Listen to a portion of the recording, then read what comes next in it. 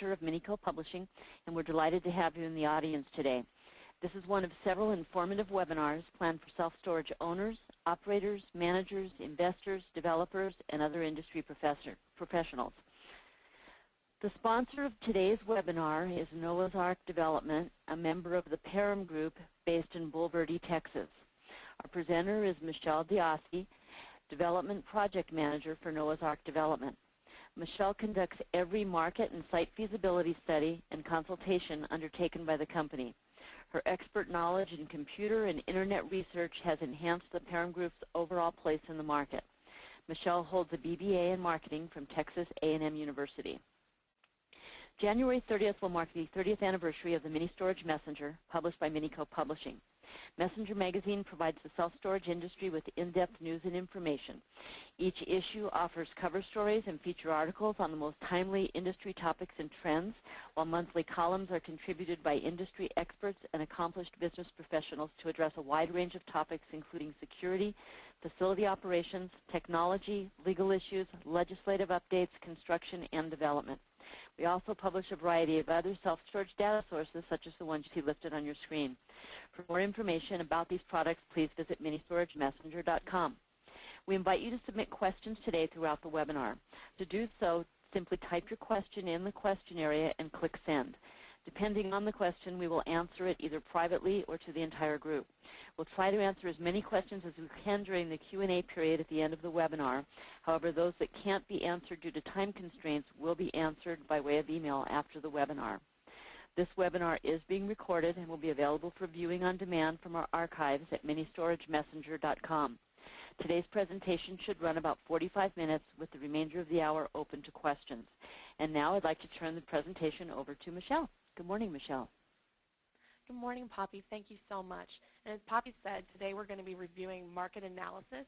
I'm just going to be going through some of the tips and tricks that you can use before you use a consultant to find out if your site is right for self-storage. Go to the next slide. Some of the things that we're going to be overviewing today are how to identify your market, how to locate competitors, how to estimate the size of those competitors, obtaining accurate demographic information, the importance of traffic generators, defining a trade area, supply and demand analysis, and rent comparisons. Today we're going to be using mostly a program called Google Earth Pro. We have utilized a program that will enable you to actually go inside of my computer and see what I do when doing my own site analysis. Go ahead and advance to the first video.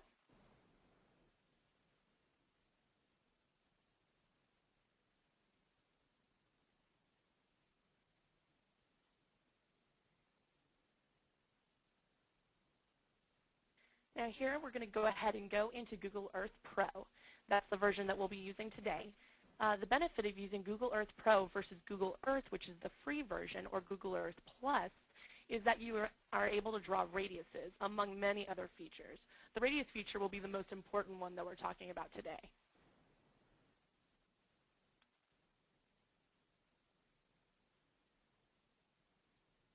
Okay. Well, as you can see, we're zooming into the site that we're going to be looking at today, which is in Claremont, Florida. The site is going to be located at the corner of State Road 50 and Hancock Road.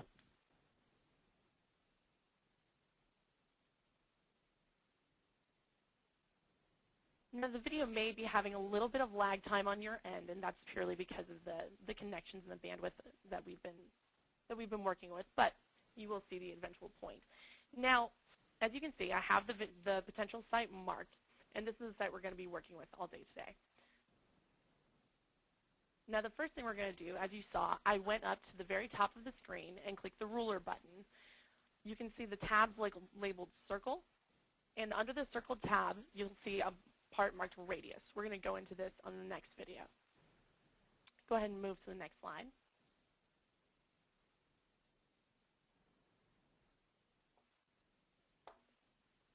Now we're going to go ahead and review how to identify your market type.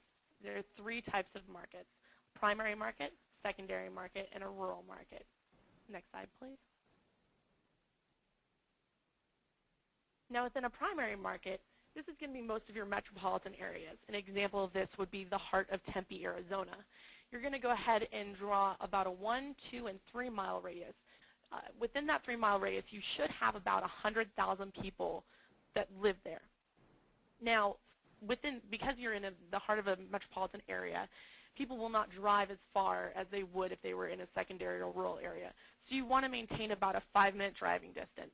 You want to be within 5 minutes, just like you would for your grocery stores, dry cleaners, high schools.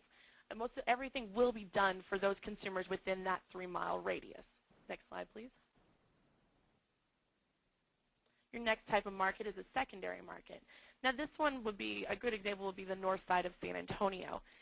This is a little bit more of a suburban area, and people who are going to be doing their daily travels will go almost up to 5 miles to, like we spoke about earlier, high schools, grocery stores and such. Within that 5-mile radius, you're going to want to break it down into 1, 3, and 5, and you're going to need about 75,000 people within that radius. Next slide, please. The last type of market is a rural market.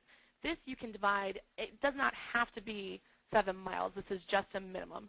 Rural markets are going to pertain to areas that are excuse me, further outside of the city. This particular market is in Bulverde, Texas, which is a town located north of San Antonio. 7 miles is a minimum. Anything that you need to do, you need to be including about 30,000 people. So if you need to draw that radius out to 10 miles or 15 miles, so long as you're getting as many people as it takes to make that market work. Go ahead and go to the next slide, please.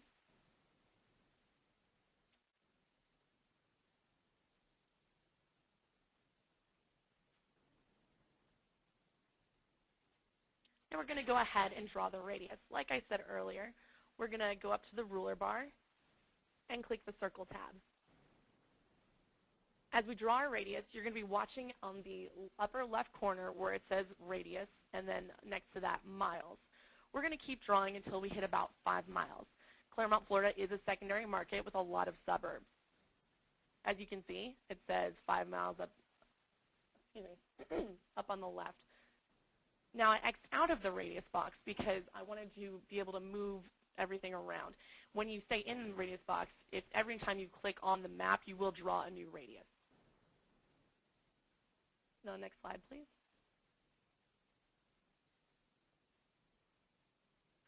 Your first step after you draw your radius in Google Earth will be to eliminate the competitors outside of your market. Next slide.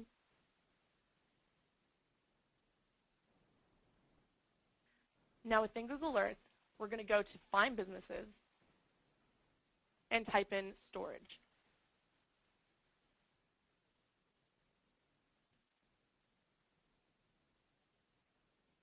Once you type in storage, it's going to pull up all of the competitors within the market. Now, I'd love to say that it's going to give you a fully comprehensive view, but unfortunately, even Google Earth is fallible. The first thing we're going to do is eliminate the competitors that are not in our market. That radius was drawn out to 5 miles, and so we know that these competitors that I'm deleting right now are not going to come into play. They're actually in another city called Ocoee. All right, next slide, please.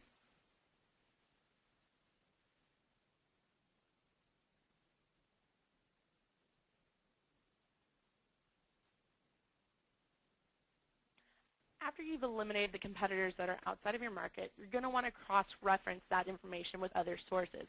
Like I said before, Google Earth is not infallible. So you're going to want to cross-reference it with either Google, MapQuest, Live Maps, US Storage Search, or Yellow Pages. Next slide, please.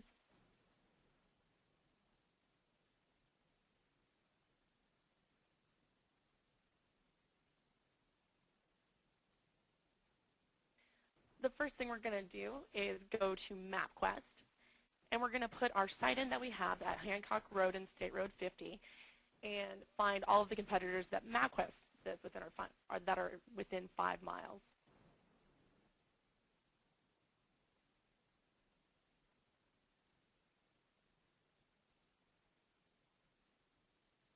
As you can see, we type storage into the Find a Business box and then just put the address in.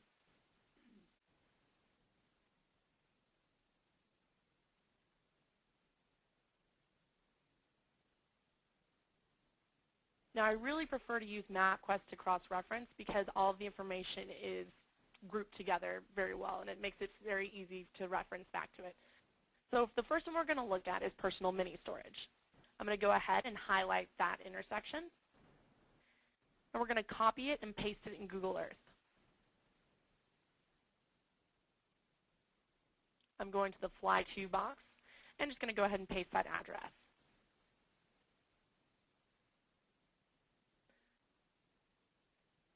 Now, as you can see, it's zooming into a location where there is no storage facility. However, if we move just a little bit to the east, you see that it's just a little bit off. So I'm going to go ahead and move that marker and rename it for records.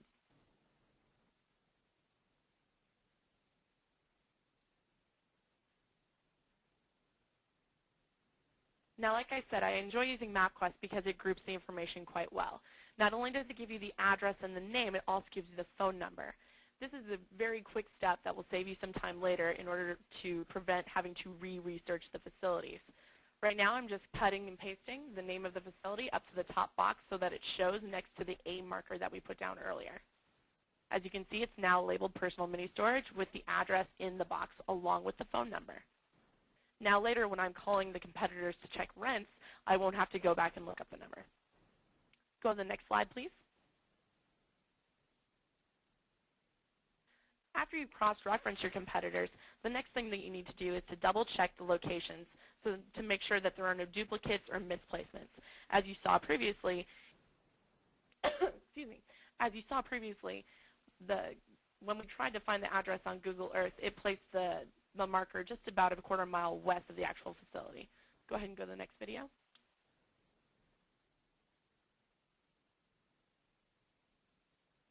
The first one we're going to look at is greater mini storage.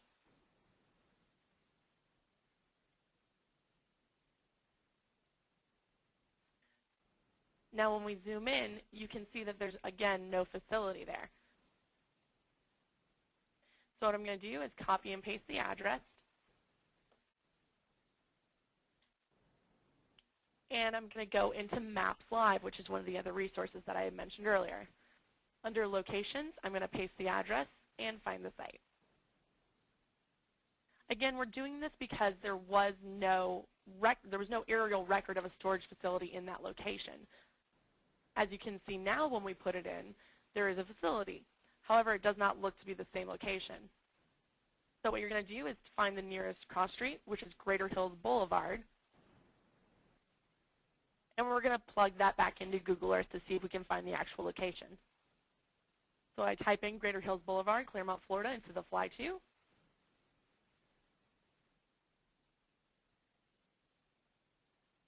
And here is the actual location of that facility.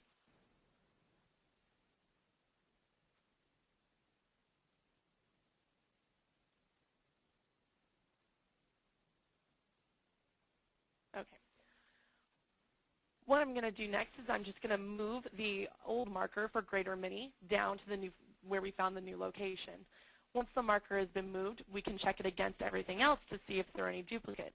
As some of you may have noticed, this looks like the exact same facility that we just found with personal mini storage. Like I said before, Google Earth is not infallible. It was a good thing we checked. So I'm just going to delete Greater Mini Storage as it was bought out by personal mini storage later. Again, nothing beats actually driving your market for this information. Go ahead and go to the next slide, please.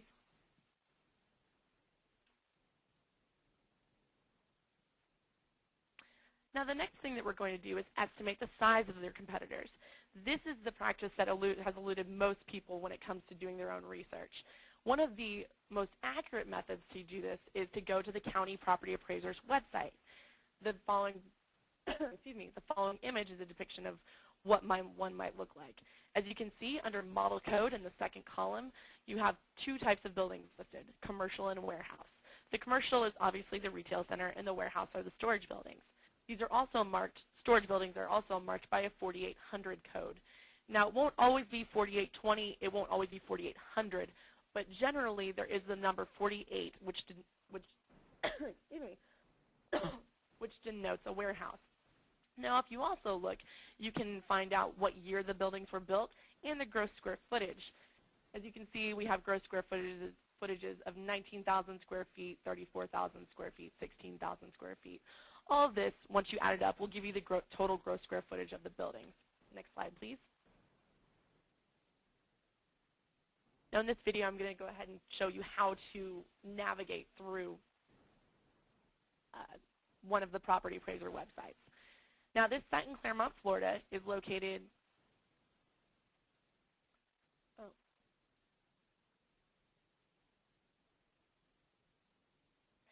This site in Claremont, Florida is located in Lake County.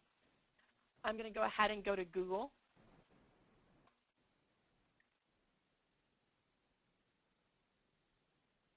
And we're going to try to look up the county property appraiser's website. So I'm going to type in Lake County Property Appraiser. It's the first entry on the top. So when we go to this, what you're going to be looking for is some kind of property search or record search or anything with a search in there. As of right now, the only information that we have is the street address. So you're going to be looking for an address specifically. We're going to go ahead and paste the street address and press search. Now, as you can see below, there are two different cards. The first card that we go to, as we scroll down, we find that is actually vacant land. Obviously, this is not what we were hoping for. So I'm going to click on miscellaneous improvements just to make sure. And sure enough, there is no improvement information to display. So we're going to go ahead and look at the second card. In the second card, you can see that there is, in fact, warehousing. And there's that 4800 number that I had told you about. So as we scroll down, the first one that we begin to look at, you can see that there is a ground floor area as well as a sketch, but the ground floor area is 18,000 square feet. When we scroll down further, you'll see more buildings and more sketches. This one is 6,100 square feet. And something important to note is that we actually also have the ability on this website to differentiate between climate control and non-climate. As you can see under AC, on both of these buildings, it says yes, which denotes that they are both climate control buildings. However, on this building, the 8,500 square feet, it is not. It is a non-climate control building. So as we scroll down, you get more used to seeing the square footage, the 48C on the left where it says interior finish, which again denotes that it is a warehouse building, and so on and so forth. This one's 11,825, non-climate warehouse. Now I go over these to show you the difference between these warehouse buildings and what you're about to see. This, as you can see, this website is excellent, but it denotes that it is a different color and they're different building codes. They have 50C and 17C. This is the retail center. You do not want to include this in your research. Okay, go ahead and go to the next slide, please.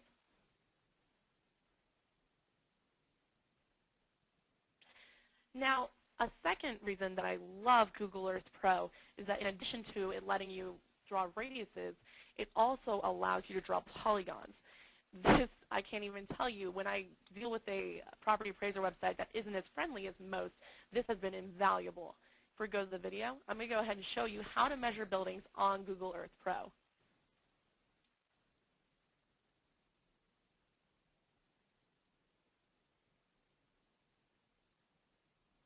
Okay, as we zoom into the personal mini storage that we were just looking at, I'm going to go ahead and focus on that center building. You're going to go to Polygon and make sure that your area is set to square feet. All you're going to do is highlight the corners. Now, many people have asked me, okay, that's wonderful that you can draw it on Google Earth, but really how accurate is it? Well, we're going to go over that right now. After I finish drawing, you can see that it is right about 11,910 square feet, and it's indicated towards the top left. Now, when we check that against the property records that we were just looking at, we're going to go ahead and scroll up and find that building. And this is it. It's 11,825. Now, the last building was, like I said before, 11,000. You can go ahead and stop that video. Was 11,910. This is only an 85 square foot difference. That is not much at all. This is a great method to use, especially when you're measuring entire facilities.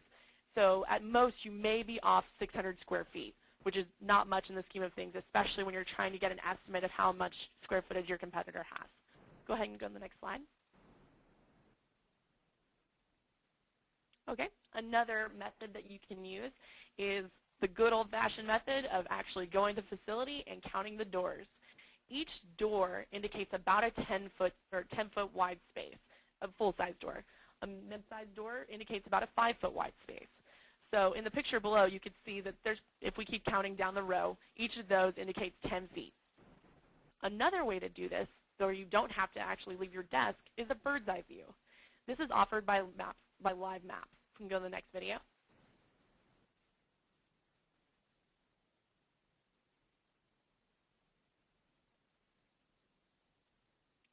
We're going to go ahead and focus on a different facility, Florida Discount Self-Storage. And this is also a great time to recognize why it's so important to double check your resources. As you can see on this map, we have a facility. And on the bottom, as we scroll down, you see 3 rows of RV boat storage. Now, when we check this against Live Maps, let's see what we come up with. I'm going to go ahead and copy the address and paste it into Live Maps.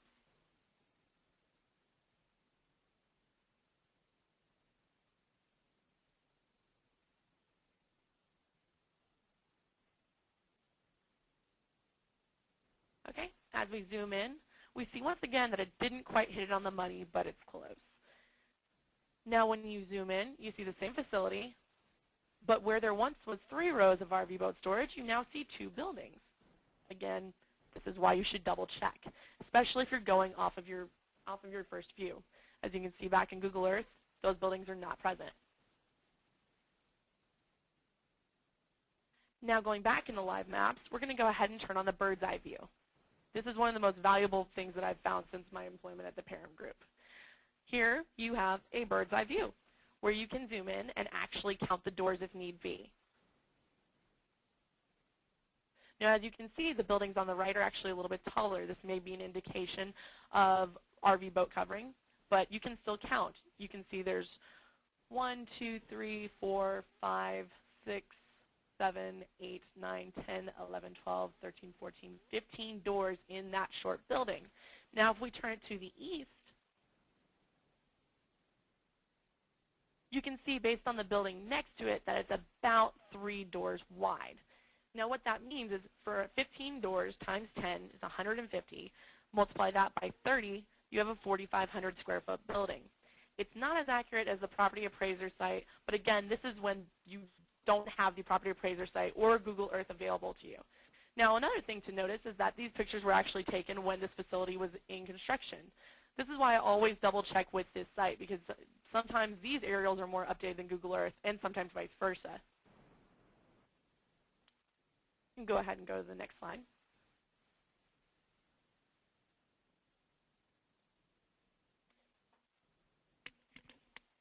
Now the next thing that we need to talk about is demographic services.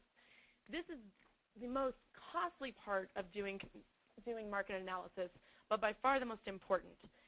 Some of the demographic services that you could use are Regis by Site USA, Allocate by Spatial Reengineering Consultants, Site Reports by Claritas, Demographic Reports by Demographics, or the Census.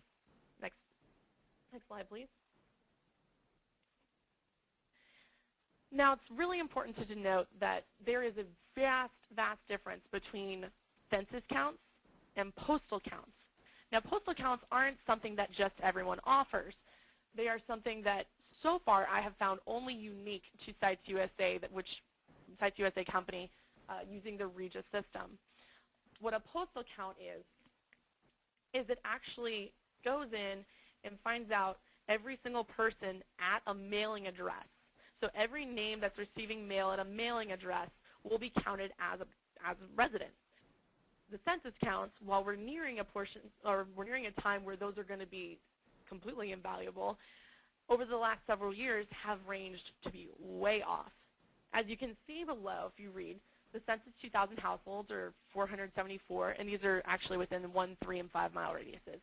They're 474 in 1 mile, 4,111 in 3 miles, and 9,014 in 5 miles. Now if you go to the bottom where it says the recalculated route, you're going to have 4,184, a 219% increase, 32,941, 194% increase, and 69,928, 191% increase. Go ahead and go to the next slide. Next, we need to go ahead and identify some of the traffic generators in your area. This is going to help you identify what path people are taking, as well as how to identify your trade area. Now, some of the local traffic generators and some of the ways to find them are you can actually still use Google Earth, but the overall best way is to drive the market. Next slide, please.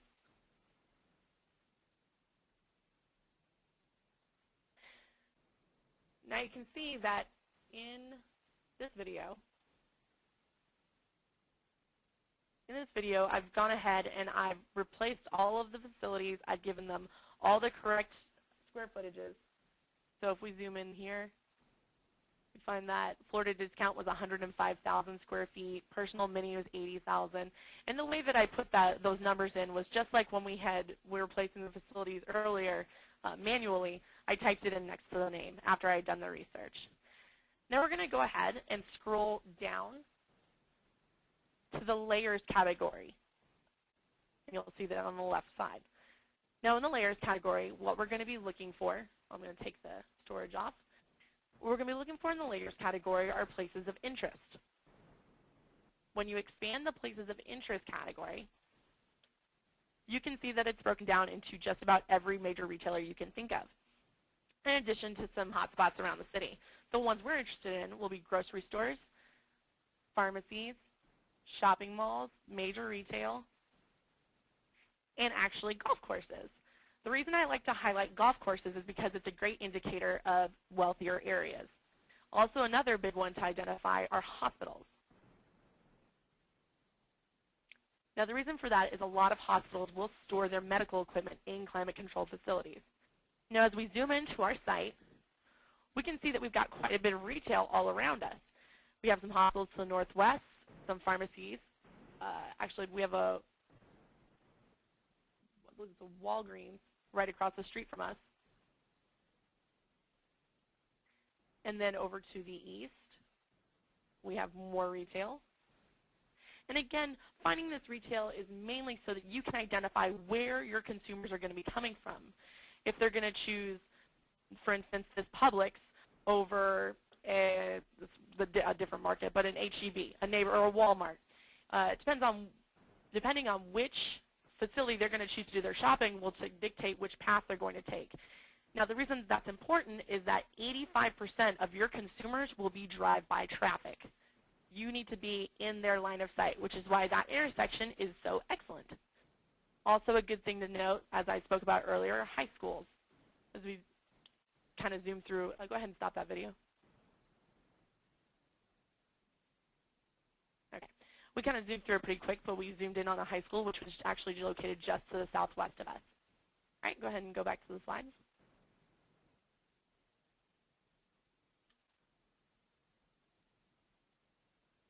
Okay, now identifying traffic patterns. Like I said, the ways to do that, traffic generators, go ahead and mark those. Drive the actual market. Always the best way to get to know your site and what's around it. Just drive the market. And the last thing you can do is identify traffic counts. Go ahead and go back to that video. Now you can identify traffic counts through various methods.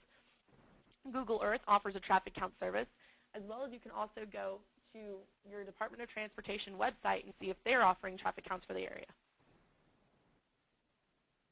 Now, as you can see, I've denoted all of the traffic counts based on the major roads. We zoom in here. We have 40,000 to the left or to the west of our site and 56,000 to the east of our site. That shows you that traffic is flowing west to east. Now, as we zoom out, moving further east, you can see that it actually gets a little bit less, going down to 53,000 from the previous 56,000. As we go to the west, or as we go, further to the east, you can see it kind of increases as you get to the Florida Turnpike, but that's not really the same traffic path. So going back to the west,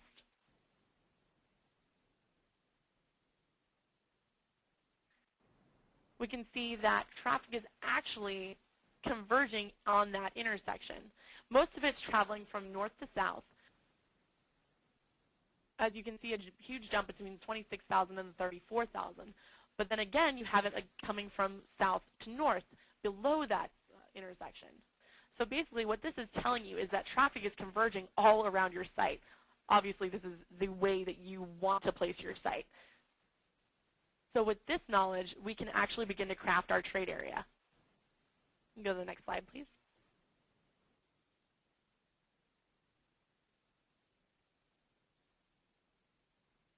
Now, in order to determine your trade area, you should use the following information that we've already collected: the location of your competitors, the location of the traffic generators, and the traffic counts.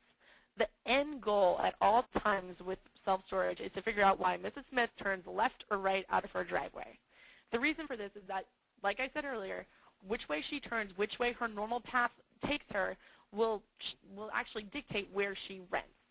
If she can't see you, she's not going to rent from you. We are long past the time where people are looking up in the yellow pages for your facility. It needs to be in their evoke set. Go ahead and go to the next slide.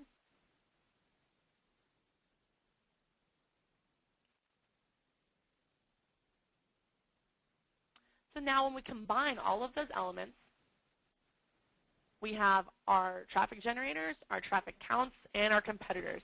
It makes for a big mess. But once you've delineated all of that information, we can see that a lot of our traffic was coming from the south and a little bit coming from the north. And this is the trade area that we end up with. Now in that trade area, we're going to go ahead and include all of our competitors when we're doing our supply and demand analysis. It's also good to do your supply and demand analysis within your radiuses, the ones that we spoke about earlier. For this market, it would be a 1, a 3, and a 5-mile radius.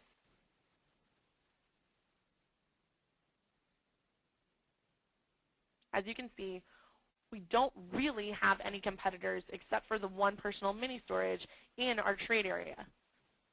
That's going to be our main competition. That's the one who we're going to be competing for rents.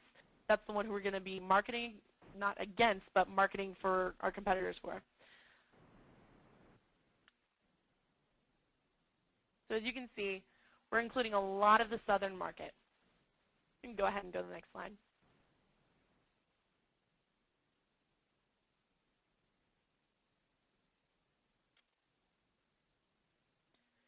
Now this is a breakdown of how to do a supply and demand analysis. It's very overwhelming when you first look at it, but I promise it's easy to break down. If you look to the bottom where it says demographics, total population, you can see that under 1 mile, 2 miles, 3 miles, we have it listed out. This is information that I derived using the Regis postal counts that I told you about earlier. What you're going to do is you're going to take that number and multiply it by the owner-occupied square feet per person in the market. In this specific market, it was 5.5 square feet per person. The way that you get that number, or the way that I get that number, and that you should too, is using the Mini Storage Messenger Self-Storage Almanac. The Almanac actually takes all the major metropolitan areas all over the United States and breaks them down after doing intensive research into how many square feet per person is the forecast demand is. They tell you how many facilities there are, the area square footage, what the population was during that year, the renter-occupied housing units, owner-occupied housing units, average household size, average household income, as well as the rentable square foot per person and the variance. And overall, they do give you an idea of whether or not the market is undersupplied, oversupplied, or at equilibrium. This is, again, one of the most valuable tools that I have that I use on a daily basis. Now, once you take that number and you multiply it by the demographics you have, it's going to give you the number you see all the way in the top, the demand based on population. So in 1 mile, 15,668 times 5.5 square feet per person equals 86,174 square feet. Now we're going to go ahead and include a commercial demand multiplier. As you saw in there, there were a lot of hospitals and other businesses. So we're going to include that in our demand. There's generally, in this type of market, about a 15% that we should include. So we're going to multiply our demand based on population by the commercial demand, 86,174 times 1.15, and get a total combined demand of 99,100 square feet. Now, in order to find your total net demand, you're going to take out your competition as well as your property. The reason that we take out our property as well is because we also want to make sure that we're protecting ourselves from future development. By taking our property out of the equation, we can see that once we've built, there's actually still another 34,000 square feet of demand left over in that market. Again, it's the same thing as you go into the 2 and 3 mile radiuses. Under the 2 mile radius, it takes the 2 mile demographics times the 5.5, which gets 269,000. Really, the only thing that changes in the 2 and 3 mile is the amount of competition that you have. So as you can see in the 2 miles, I'm also going to be including competitors A and B, which are 83,000 and 59,000. So I'm going to take that and add it to the 65,000 to get 208,294 on the red row under the 2 miles. And the same thing goes for the 3 mile. So as you can see, it's not as scary as it looks. It's very doable to find out what your demand is within the market. Go ahead and go to the next slide. Now, the last thing that you're going to need to do is collect rents. It's incredibly important that you have all of the rents in your market before you make a decision of whether or not you should build. The reason for this is that the rents that your competitors are charging are going to help you set your rents. Your rents are going to determine your gross revenue. Obviously, if your gross revenue is more than what it's going to cost to build it, it is a great opportunity. If not, you don't want to be looking in that area. So as you can see, I've separated it out on an Excel sheet into the competitors that were within 3 miles and the competitors that are not within 3 miles. Those that are not within our market, some we may still want to use as rent comps, but not actually put into our rents, into our own rent analysis. So I break it down into 5 by 5, 5 by 10, 7.5 by 10, so on and so forth. And the best way to go about getting rents is to call. I have sat and called facilities and simply just asked for an overview and say, what do you charge? What kind of amenities are you offering? You know, in terms of security. I've had some ask, are you shopping me? And sometimes I say yes, and most of the time they're very amiable. And then I have a few that don't necessarily like to be shopped. But I find that honesty is the best way to go about it. Now, once you've collected all of your rents, you can begin working on your pro forma. Unfortunately, that isn't part of today's webinar, but we will have, I know that Minico probably will be touching on that at a later date. So go ahead and go to the next slide. I'd like to thank all of you for joining in for this webinar. Again, my name is Michelle Diassi, and I'm a Development Project Manager with Noah's Ark Development. And I'd just like to open this time up for some questions.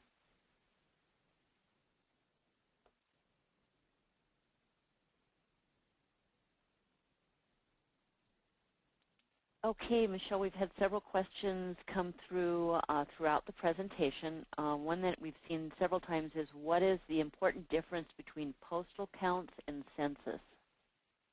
Okay, Poppy, if you could go ahead and go back to slide 22.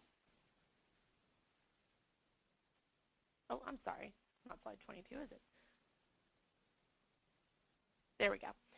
Now, as you can see, I touched on this a little bit earlier, but the major point, you are going to pay a lot more for postal counts than you will the census, because the census is obviously information that anyone can acquire. The postal counts are going to show you the most accurate view that you can possibly get of your market. When you're looking at how many people are receiving mail, there is still some controversy. Oh, what if my 12-year-old daughter received mail? That doesn't really count her as someone who's going to rent storage. You're right. But as we saw earlier, it is infinitely more accurate than a study done nearly 9 years ago. In 3 years, postal account information, or probably in 2 years, postal account information won't be as important as it is right now. Okay, similar question. Why do you prefer to use square foot per population rather than households to calculate demand? Now, the reason for this is because, like I said earlier, in a household, you're not really judging how many people are living there. It could be a one-person bachelor, or it could be a family of 5. A family of 5 is generally going to have more materials, more stuff that they need to store. And so we find that doing it by person is far more accurate. Granted, that family of 5, we're not counting those 3 children, but like I said earlier with the postal count versus census information, we personally like to use the square foot per person. We've tried it with the household, but it doesn't add up as much. Okay. Next question, how does the square foot per capita account for occupancies? Occupancies is a tough play to call. I really do not go, okay, let me go ahead and start over. In order to determine a competitor's occupancy, what you're going to have to do is physically shop the competitor. Now, you can ask questions like when you're on the phone, like, oh, you know, I'm the last facility I wanted to rent from didn't have any 10 by 10s. You know, do you guys have any 10 by 10s? If they say, oh, gosh, we're plumb out, sorry, no 10 by 10s here, you say, okay, well, what about 5 by 10s? Well, we've got, you know, we have 3 available. Well, you're looking at a facility that's about 90% occupied. As far as someone who comes along and says, oh, we got plenty of units, oh, don't worry about it, come on down. The best way that I can tell you is to physically come on down. Get in the car, ride with them. You have to be a quick counter and very discreet, but as they're taking you around the property, you can actually count how many locks there are, or rather how many locks there aren't, depending on what the manager has told you. If the manager told you that they have tons and tons of units, your best practice is to count how many locked units they have. If they told you that, oh, I don't know, we only have a few, then count how many tags are on the locks. And that's the best way to estimate occupancy. Okay, is there a base demand number for the rural sector? Well, generally what we do is we use the nearest, the closest city, and we take about 10% out of that. That provides for somewhat of a safety factor. So, for instance, if we're going to use that 5.5 square foot, but I don't know, if we go out maybe another 2 miles to the, or not 2 miles, excuse me, 10 miles to the west, you're going to get into a little bit of a more rural area. And I'm speaking about the property that we were looking at earlier in Claremont. You're going to get into a little bit more of a rural area. What you can do is use that same 5.5, but like I said, take 10% out of it, so maybe you're only operating at 5 square feet per person. This will give you somewhat of a safety factor, but generally what we do is we use the nearest city to estimate what the demand is. Okay, another question. What specific traffic generators should I look for in a market area? Excellent question. The specific traffic generators should be anything. I mean, you have to put yourself in the shoes of a consumer. Okay, I don't at all want to single out anyone in particular, but let's say you're a stay-at-home mother and you're going about your day. You're going to be going to the grocery store. You're going to be going to your children's high schools, like I said before. You're going to be going to the dry cleaners. All of those places, wherever you're going to be going on your normal route. And let's say, you know, a businessman who's coming home from work, that's going to be where you're going to store. You're going to, on your way to and from work, so you're going to be looking on the major roadways. Wherever you're seeing a lot of traffic stops, that's usually a good place to be. So traffic generators are not only retail, but also major corporations. For instance, in San Antonio, where USAA is based, I know that a lot of people who live around the USAA area are going to be going to work there. So there's going to be a lot of traffic that ends at the USAA building. So if any major employer, major retailer, especially malls, like I said, hospitals are not so much a traffic generator, but more so a good place to be located near, because they will store with you, especially in your climate control areas. Michelle, I've had several people ask if there is any way that they can get a copy of your video slides for reference. We actually will have a video representation of this program on the Learn Self-Storage site, which will be launched in January. So if you guys can hold off until January, you will be able to see those videos again. But in the meantime, I'd be happy to answer any questions personally if they need a quick consultation. Okay, great. And of course, the webinar will be available for view at our website at ministoragemessenger.com. Next question, how do I get information about facilities that are planned in a market area but haven't been started? I'm sorry, can you repeat that? The How do I facilities that are get planned in a market information? area? How do I get information about facilities that are planned in an area but have not yet been started? Oh, excellent. This is actually something, this is an interesting, I'll say creative way that I have found facilities in the past. When consulting for a gentleman in an area just south of Austin, Texas, there was a facility that actually had 2 more phases that had been planned to be added on, and he had told me this when he came to me. So what I did is I went to the city's website and I got the site plans because they were already posted to the website. Google Earth Pro also enables you to do overlays, which means I could take the JPEG and lay it over the aerial and maneuver it so that it's actually exactly the square footage that it will be when it's built. So I used the site plan, overlaid that, and then I measured the site plan. So sometimes you have to be creative with the way that you're doing this. Like I said, we're using a lot of different programs and a lot of cross-referencing, but the internet and technology has really advanced to the point where you can do most of this while sitting at your desk. Okay, another question. How do you adjust your square foot per person demand numbers with differences in per capita income, area, home, and lot sizes, and ethnicity? Well, that's a great question. That demographic service that I was talking about, Regis, I didn't show the full picture of what it offers us. I actually get that information in that same report. It breaks it down into the median income, the average household income, and the ethnicity. One of the options that I do have while using that, again, this is something that when you have the program, you can do this, and that's how we do our research. But it allows you to overlay, again, it allows you to shade over the areas so you can break it down into population versus ethnicity or population versus income. Ideally with self-storage, you're going to want to be around kind of your lower middle income to upper middle income areas. High-income houses, high-income neighborhoods, ranging in the median income over 100,000, over 120,000, they're not going to need storage as much because their houses are already big enough that they have enough room. And this is talking mainly about kind of the southeast. If you're living in New York and have that kind of income, obviously you're not going to have the same base requirements. So that's a different story. So where you want to be sitting is right around. Again, it depends on your area, but gosh, for median income, it could be anywhere from 40,000 to 75,000, 80,000 in there. Those are the prime time storage candidates.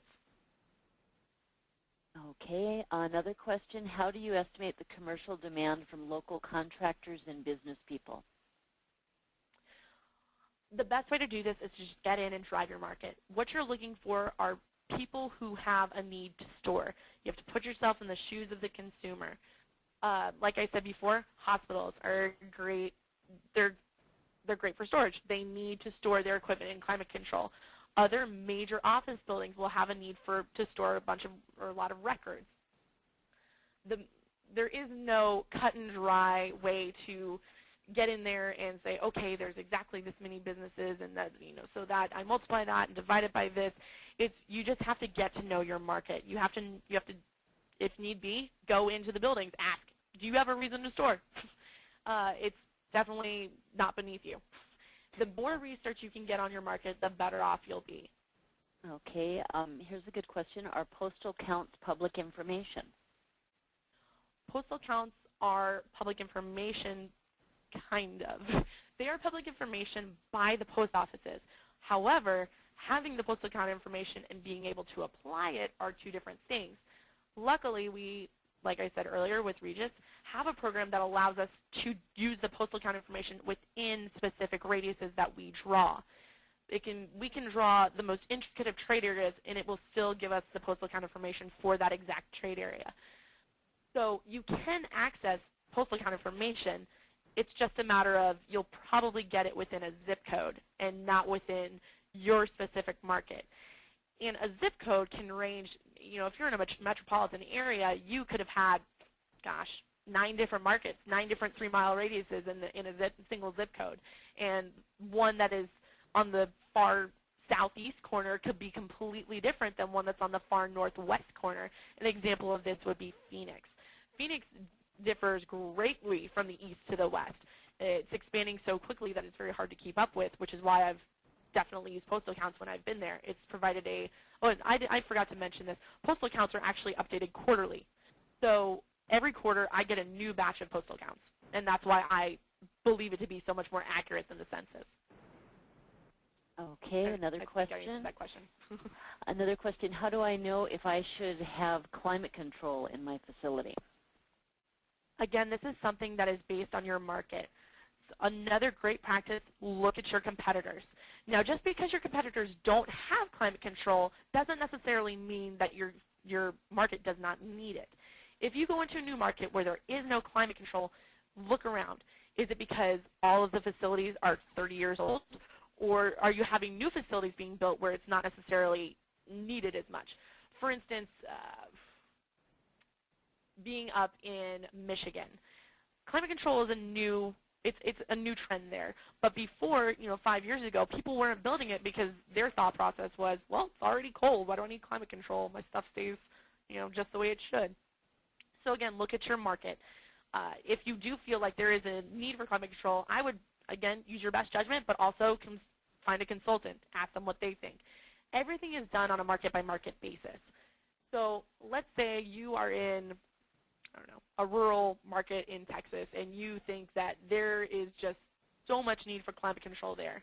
Well, then you need to look at what kind of incomes there are. Is it a higher income area or a lower income area? And within that, I mean upper middle, not high income. So if they're ranging in the $75,000 median income, they can probably support a climate controlled facility. They've got more money to spend. They're willing to buy a better product. So other than just looking at your competitors, I would say it's best to look at the median income. Okay, another question, how does this process relate to rural areas on the outskirts of larger centers? On the outskirts of larger centers. I'm assuming metro cities? centers, cities. Okay. Like I said before, when I kind of touched on that earlier, rural markets, it still is very, they're a tough play to call. It's one of those where you have to be in the market, you have to see what's going on. Let's say it's a rural area that's just now kicking off. I'll use Phoenix as another example. There's an area called Goodyear. Well, actually, there's another area called Maricopa. That's a great example. Maricopa is south of Phoenix. It's one of the fastest growing cities I have ever seen in my life. Now, 2 years ago, or rather a year ago, if someone had said, I'm going to put a facility in Maricopa, they would have said, oh, you're crazy. There's no one there to support it. What you're looking for is enough people to support your facility. One facility, this is on general standards. Very general standards requires about 10,000 people to operate. And that's using, that number is going to differ based on the square foot demand or the forecast demand for your area. But generally it's about 10,000 people, give or take a couple thousand. If you are going into a rural area where, let's say like Maricopa, where at the time there was 1,000 people living there a year ago, but you say, no, I know what the city has planned for it, I know what's going to be happening, keep your eye on it. If you want to be the first one in the market, by all means, if you have the ability to do so, get in there beforehand. Get that prime retail. Get that land. But if you're curious as to how should you time it, with Maricopa, a lot of people are too late. After a year had passed, there's already 25,000 people living in a city where there's maybe, I think 1,000 was a little under the record, but about 5,000 people. And so it just depends. It depends on your area. It depends on your market. It depends on where the growth is. Studying the growth patterns of your city will help you recognize where the next big market's going to be. And so it's not so much, can it be supported right now? That's a good question. If you're in a rural area and you can go out to 7 miles and it will support it after you've done the supply and demand, build it. And then, again, it's with all the other criteria included, if you have good income and all of that. If you have the rents, they'll support it. But let's say you're going out to 7 miles and it won't support it, but you know that it's growing like Maricopa, you know that everything's growing to the south, then strike while the iron's hot. Okay, and we have time for one more question. Which of the demographic and research programs that you mentioned are free?